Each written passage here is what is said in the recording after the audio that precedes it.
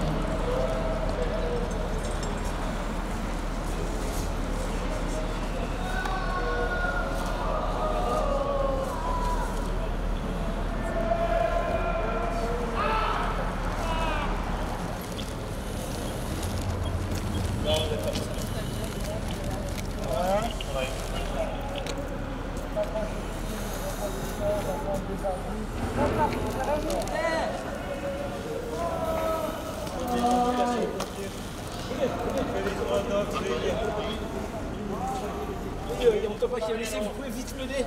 Vite. S'il vous plaît, aidez-moi. Non, mais partez pas, il est blessé, vous m'aidez là. Vous m'aidez. Vous m'aidez. Mon copain qui est par terre.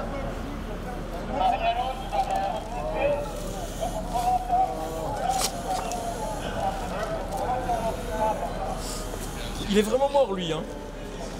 Bonjour.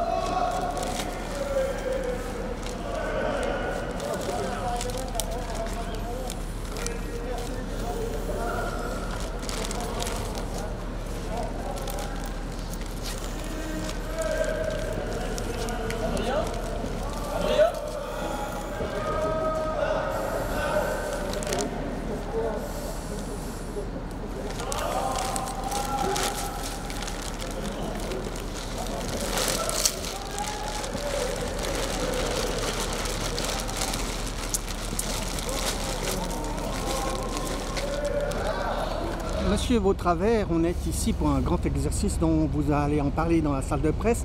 Mais là, on est vers deux gros blindés. Expliquez-nous en deux mots, qu'est-ce que c'est que ces blindés? Alors, au total, il y a 3 types de véhicules blindés on peut le présenter comme ça, on peut aussi dire tout simplement que ces véhicules sont protégés. Et ce qui est important, c'est vraiment que les personnes qui se trouvent à l'intérieur puissent travailler en toute sécurité, quelle que soit la situation. On a dans l'armée suisse 3 types de véhicules. Un premier type de véhicule extrêmement léger, c'est grosso modo une Jeep protégée, Jeep blindée, qui va faire les mesures radiologiques, donc qui va très rapidement se porter sur un emplacement et puis qui va faire les toutes premières détections. Vous avez ensuite un deuxième véhicule qui est derrière moi. Ce véhicule, c'est un Duro GMTF, donc c'est un véhicule protégé, mais à l'intérieur de ce véhicule protégé, vous avez un laboratoire miniature. Et dans l'espace de 2 heures, 4 heures, 6 heures, on a la possibilité de prendre des prélèvements et puis de faire toutes les analyses. Donc on doit pouvoir travailler dans un certain niveau de sécurité et de quiétude à l'intérieur, parce que ce sont des travaux scientifiques qui prennent un certain temps. Et puis le troisième type de véhicule, il en existe en France, il en existe en Grande-Bretagne, aux États-Unis ou ailleurs. Ce type de véhicule, c'est un détecteur NRBC sur un châssis de Piranha 3. Et ce véhicule va en fait, de manière régulière, tourner autour de la zone à risque. Et puis il a toute une série de détecteurs pour mesurer les agents toxiques qui se trouveraient dans l'air. Et puis une petite roulette qui va au fur et à mesure détecter en fait, des agents toxiques qui se trouvent sur la route. Et donc ce véhicule-là, c'est une analyse assez rapide, mais d'une zone relativement étendue pour savoir jusqu'où il faut confiner ou protéger. Il peut faire quelle zone à peu près, combien de, je sais pas, ça se compte en mètres, en kilomètres ou... Bon, ce sont des kilomètres et des kilomètres carrés, parce que ce véhicule, bien sûr, peut rouler tout en faisant des mesures précises, peut rouler à 30-40 km/h et puis quand même faire des mesures correctes. Eh bien.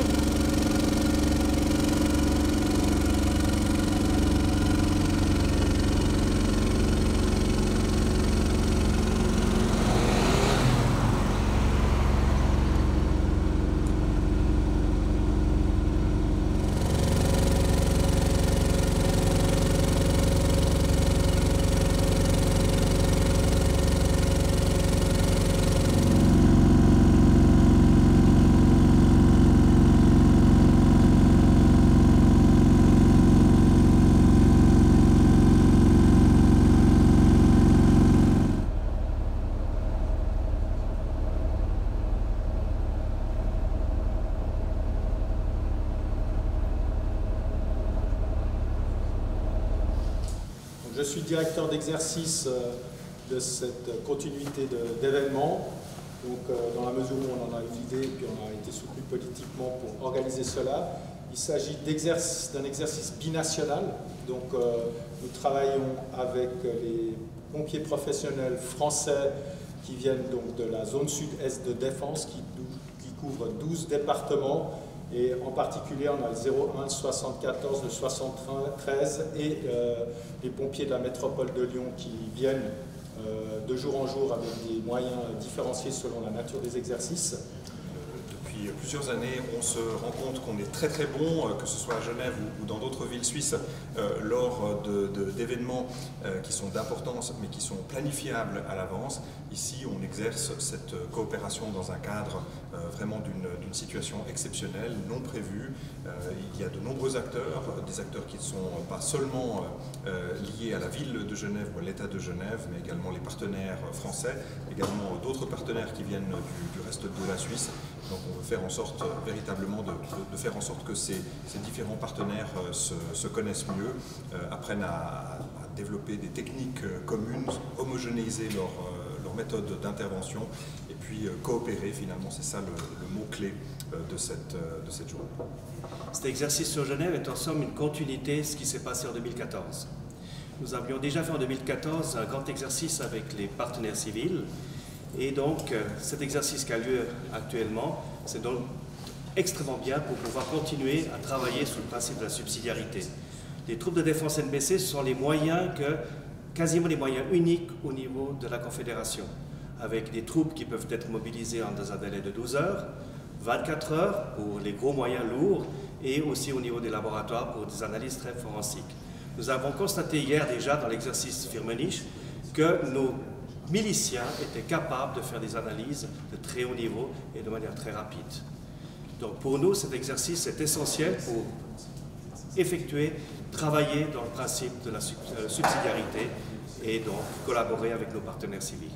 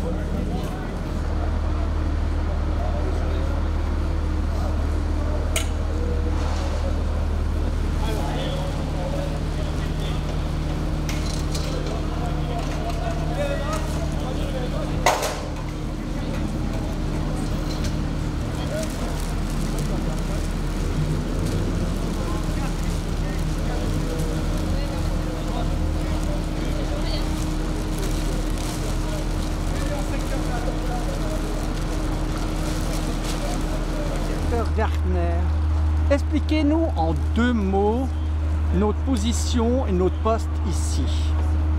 Alors ici, on se trouve en limite de zone, dans la zone de contrôle, où sont acheminées les victimes de l'événement pour un triage médical et radiologique, puis la décontamination par les chaînes des sapeurs-pompiers professionnels de la ville de Genève.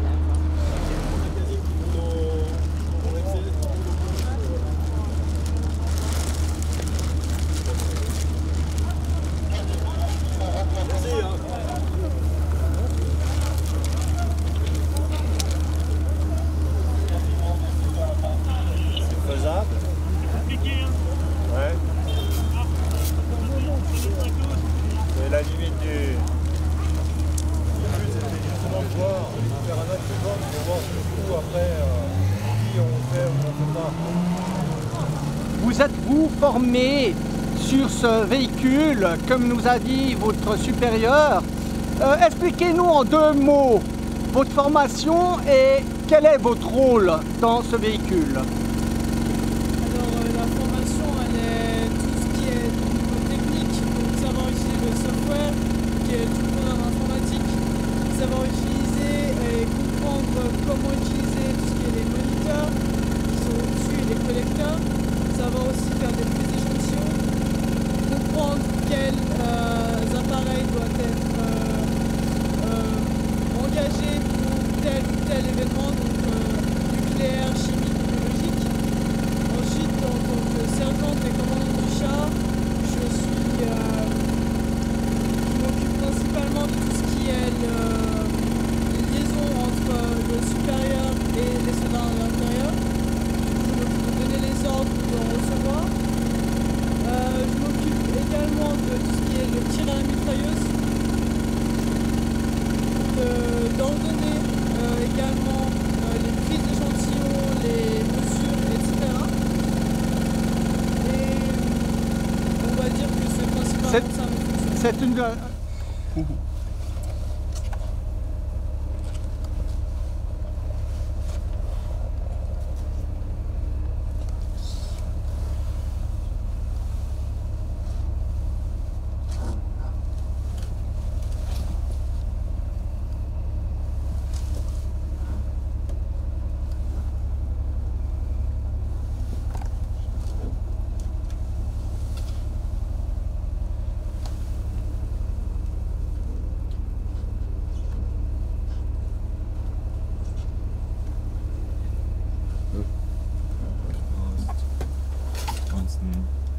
Laboratoire.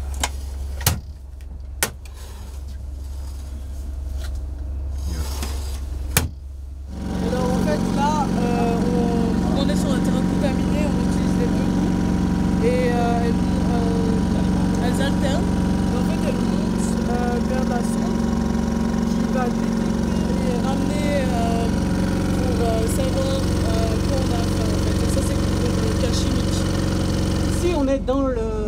fameux engin Piranha.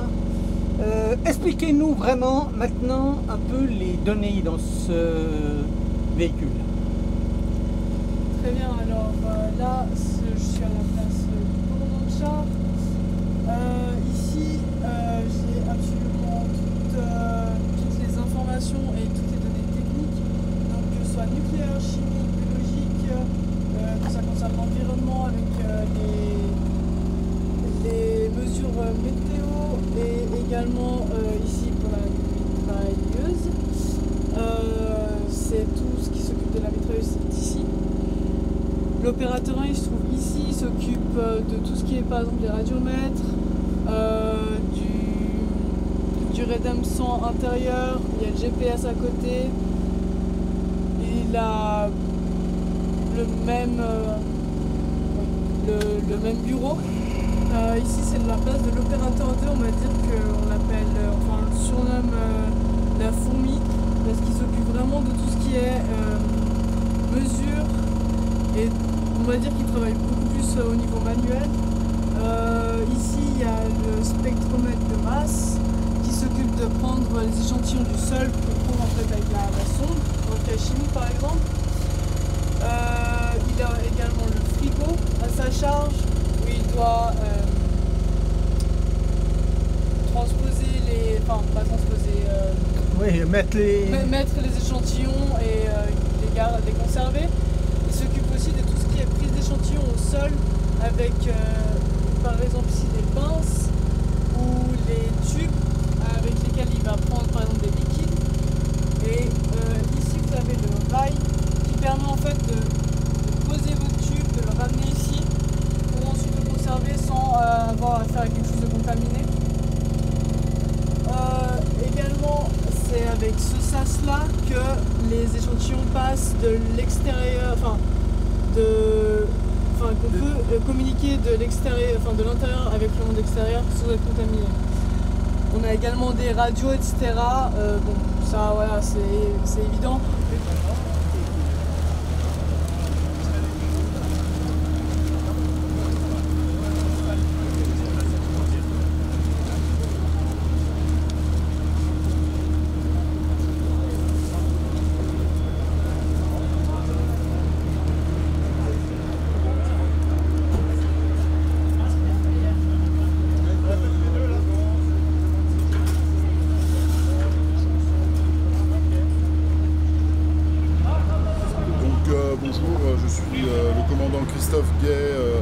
des sapeurs-pompiers de la Savoie. Je suis ici car je suis conseiller technique zonal dans le domaine NRBC. Donc je représente la zone de défense sud-est qui représente 12 départements frontaliers de la Suisse, région Rhône-Alpes-Auvergne. Expliquez-nous en 2 mots l'engin que j'ai derrière moi. Qu'est-ce que c'est? Alors l'engin que vous avez derrière vous, c'est exactement le même dispositif que nos amis suisses. C'est une unité mobile de décontamination qui permet de travailler sur des produits chimiques ou radiologiques dans la décontamination de personnes qui auraient pu être donc contaminées par un agent dans le cadre d'un acte malveillant. Cet engin est basé où? À Lyon ou il est basé où? Alors, ces engins sur la zone de défense sud-est, donc 12 départements de la région Rhône-Alpes-Auvergne, nous avons 6 engins de ce calibre répartis sur les plus grandes agglomérations de ces 12 départements. Est-ce que vous avez eu, je ne sais pas si vous avez eu déjà besoin de l'utiliser à l'heure actuelle? Bien heureusement, nous n'avons jamais eu encore à l'utiliser, ce qui rend compliqué son emploi parce qu'elle oblige à beaucoup travailler l'aspect formation pour se maintenir à niveau et acquérir aussi de l'expérience. C'est à ce titre que ces exercices sont très intéressants et très structurants pour nous. On ne peut que remercier nos amis suisses de nous avoir intégrés à cet exercice parce qu'ils contribuent à parfaire notre expérience. Vous avez engagé combien d'hommes français ici à Genève? Alors pour le besoin de l'exercice, nous avons engagé une vingtaine de personnels sur la partie décontamination des populations, en appui et en soutien de nos collègues suisses. Et nous avons également sur un autre site 18 sapeurs-pompiers qui sont plus chargés de la partie détection du danger. vous êtes ici pour toute la journée et après vous allez repartir sur vos points de départ. Voilà, donc effectivement nous sommes ici pour cette manœuvre. Nous sommes venus déjà hier, nous sommes intégrés sur les 4 jours d'exercice qui en compte 5, mais chez nous le 11 novembre étant un jour férié, nous n'avons pas pu participer à l'exercice de lundi. Mais nous sommes intégrés sur 4 jours d'exercice, donc nous reviendrons également mardi, mercredi. C'est bien.